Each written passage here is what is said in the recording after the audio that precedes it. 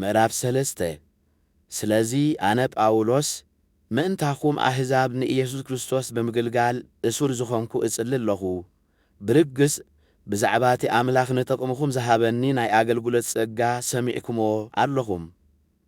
ከምቲ ኣቐዲመ ብሓጺሩ ጽሒፈልኩም ዝነበርኩ እግዚኣብሔር ነቲ ምስጢር ብራእይ ኣፍለጠኒ ነቲ ዝጸሓፍክዎ እንተ ደኣ አንቢብኩምዎ ብዛዕባ ምስጢር ክርስቶስ ዘሎኒ ፍልጠት ከተስተውዕልዎ ትኽእሉ ኢኹም በዚ ከምቲ ሕጂ ነቶም ቅዱሳን ሐዋርያቱን ነቢያቱን ብመንፈስ ቅዱስ ተገልጸሎም ነቶም ቀዳሞት ወለዶ ደቂ ኣዳም ኣይተገልጸሎምን እዚ ምስጢር እዚ ኸዓ ኣሕዛብ ሳላ ወንጌል ምስ እስራኤል ተማቐልቲ ርስቲ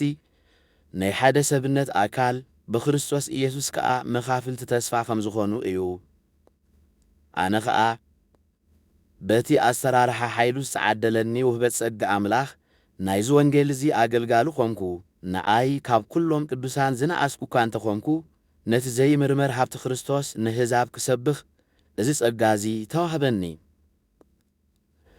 እቲ ካብ ዘለኣለም ኣብቲ ንኹሉ ዝፈጠረ ኣምላኽ ተሰዊዩ ዝነበረ ናይዚ ምስጢር እዚ ኣገልግሎት ከመይ ከም ምዃኑ ንኹሉ ሰብ ከብርሃሎም ተዋህበኒ እዚ ኸዓ ከምቲ ኣምላኽ ብክርስቶስ ኢየሱስ ጐይታና ገይሩ ዝፈጸሞ ዘለኣለማዊ ምኽሩ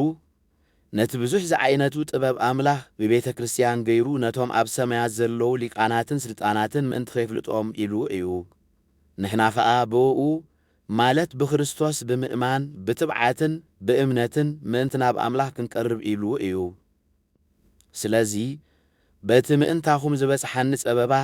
ክብርኹም ስለ ዝኾነ ብጸበባይ ከይትስልክዩ እልምነኩም ኣለኹ ምእንቲ እውን ኣብ ቅድመቲ ኣብ ሰማያት ኮነ ኣብ ምድሪ ዘሎ ኩሉ ፍጥረት ብእኡ ዝተፈጥረ ኣቦ እንርከኽ ኣለኹ ከምቲ ብዝሒ ክብሩ መንፈሱ ብውሽጥኹም ብሓይሊ ምእንቲ ከይበርትዓኩም እጽሊ ኣለኹ